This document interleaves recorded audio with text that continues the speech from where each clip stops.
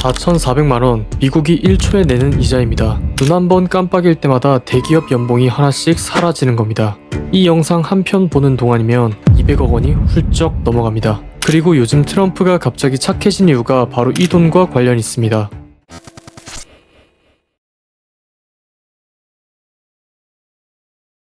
요즘 트럼프가 뭘 잘못 먹었는지 완전히 다른 사람이 됐습니다. 김정은을 만나겠다고 하고 코인회사 대표들을 백악관에 불렀습니다. 결론부터 말씀드리면 착해진 게 아니라 급해진 겁니다. 같이 확인해 봅시다.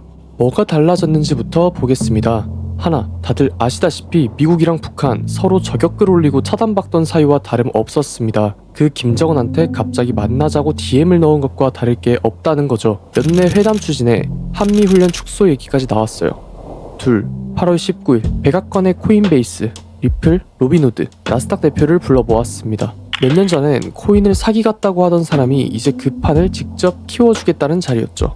사람이 이렇게 갑자기 변하면 이유는 보통 하나죠. 죽을 병에 걸린 것과 같은 큰일이 난 겁니다. 처음에 말씀드린 대로 답은 이자입니다. 미국 정부가 이번 회계연도에 낸 국채 이자가 벌써 1조 1,700억 달러입니다. 1년 전보다 15% 늘었습니다. 원화로 약 1,400조. 이게 어느 정도냐면 미국 국방비보다 큽니다. 하루로 쪼개면 3조 8천억 원, 어림잡아 4조입니다. 그래서 1초에 4,400만원. 심지어 이것도 낮춰 잡은 계산입니다. 그렇다면 이 이자의 근원을 알아봅시다. 미국 국가부채. 지난 화요일에 사상 처음으로 40조 달러를 넘었습니다. 그리고 같은 날 30년 만기 국채 금리가 5.337%까지 올랐습니다. 2007년 이후 19년 만에 최고입니다. 빚이 사상 최대를 찍은 날 빌리는 값도 19년 만에 제일 비싸진 겁니다. 자, 여기서 오늘 영상 전체를 관통하는 문장 하나만 기억하시면 됩니다.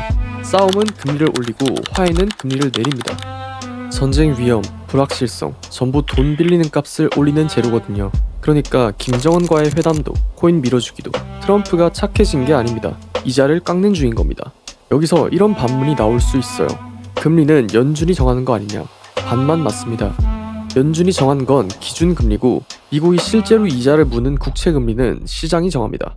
미국 빚이 불안해 보이면 돈 빌려주는 쪽이 값을 더 부르는 거예요. 아파트로 치면 기준금리는 공시가격이고 국채금리는 실거래가입니다. 30년물이 5.3%까지 간 것도 연준이 올려서가 아니라 시장이 그 값을 불렀기 때문입니다. 그래서 트럼프는 연준만 쳐다보고 있을 수 없습니다. 시장이 부르는 값 자체를 낮춰야 합니다. 방법은 크게 두 가지. 시장을 안심시키거나 직접 사서 바치거나. 화해가 앞의 방법이고 지금부터 볼 게 뒤의 방법입니다. 첫째, 미국 재무부가 장기 국채를 직접 되사고 있습니다. 바이백이라고 하는데 제도 자체는 2024년부터 있었어요. 그런데 부채가 40조를 넘은 바로 다음날 회당 최대 20억 달러였던 걸 최소 40억 달러로 2배 키운다고 발표했습니다. 예고도 없이 튀어나온 발표예요. 얼마나 급했으면. 자기 채권을 자기가 되사서 가격을 받치는 겁니다. 중고차 시세가 밀리니까 제조사가 직접 매물을 걷어가는 그림이에요. 그리고 시행기간, 여기서 견적이 다 나옵니다. 9월 9일부터 11월 4일까지. 11월 4일이 무슨 날이냐? 미국 중간선거 다음 날입니다. 선거 전까지만 금리를 붙잡아주겠다는 것이죠. 속이 너무 보여서 민망할 지경입니다. 다만 하나는 정직하게 말씀드리겠습니다. 발표 약발이 하루를 못 갔습니다. 금리가 잠깐 내렸다가 다음날 도로 올랐고, 그러니까 재무장관이 또 나왔어요. 40억보다 더 살 수도 있다고. 급한 티가 여기서 납니다. 둘째, 연준입니다. 양적 긴축을 작년 12월에 끝냈고 지금은 단기 국채를 매달 사들이고 있습니다. 여기서 정확히 해둘 게 하나 있어요. 연준이 사는 건 만기 3년 이하 단기물까지입니다. 장기 금리를 바치는 손은 연준이 아니라 아까 그 재무부입니다. 역할을 나눠 맡은 겁니다.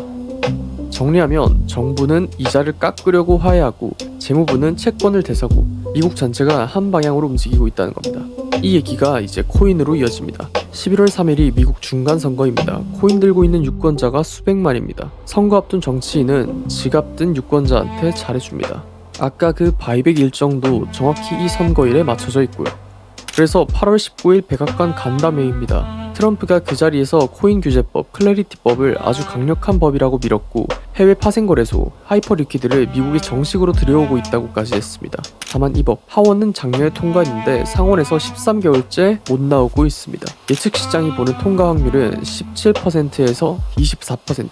트럼프 말만 믿고 달리기엔 이르다는 겁니다. 그런데 시장은 그날 바로 반응했습니다. 비트코인이 하루 6에서 8%까지 뛰면서 11주 만에 7만 달러를 다시 찍었습니다. 3월 이후 가장 큰 하루 상승이었어요. 하루 청산 19억 3천만 달러, 그중 91%가 숏, 계좌 12만 7천 개가 정리됐습니다.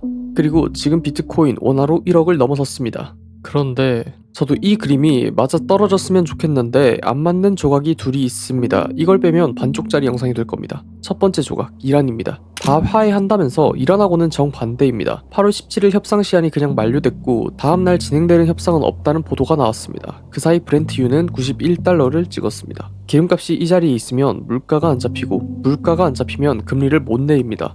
트럼프가 깎으려는 그 이자를 이란이 붙잡고 있는 셈입니다. 두 번째 조각, 연준입니다. 지난달 연준회의, 겉은 동결이었는데 위원 3명이 금리를 올리자고 반대표를 던졌습니다. 시장이 보는 9월 인상 확률은 34% 안팎입니다. 한때 75%를 넘었던 게 내려온 거긴 한데 0이 아닙니다. 미국 전체가 금리를 낮추기에 총력전인데 정작 기준금리를 쥐은 연준은 반대 방향을 볼 수 있다는 얘기입니다. 기준금리가 오르면 시장금리도 같이 밀려 올라가고요. 그래서 8월 28일 잭슨홀에서 워시 의장이 하는 첫 기조연설이 중요합니다. 이 사람 입에서 방향이 나옵니다. 정리합니다. 트럼프는 착해진 게 아니라 급해진 겁니다. 1초에 4,400만원씩 나가는 이자 앞에서는 누구라도 그렇게 됩니다. 그래서 앞으로 볼 건 3개입니다. 하나, 김정은 회담이 실제로 성사되는지, 화해가 진짜인지, 이자 깎기용 제스처인지 여기서 갈립니다. 둘, 미국 30년물 금리가 5.33%를 다시 뚫는지, 뚫리면 재무부가 돈을 2배로 쓰고도 밀리고 있다는 뜻입니다. 셋, 9월 15일, 16일 연준회의, 내리려는 백악관과 3명의 인상파 누가 이기는지. 마지막 한 줄만 하고 끝내겠습니다. 만약 미국이 금리를 내리면 위험 자산은 숨통이 트입니다. 반대로 금리가 다시 오르면 제일 예민한 코인부터 흔들립니다. 올라갈 때 제일 먼저 올랐던 것처럼요. 어느 쪽이든 다음에 트럼프가 또 착한 일을 하면 뉴스보다 이자부터 확인해 보시죠. 착한 일 뒤에는 다 숫자가 있습니다. 오늘 영상은 여기까지입니다. 새우경제였습니다.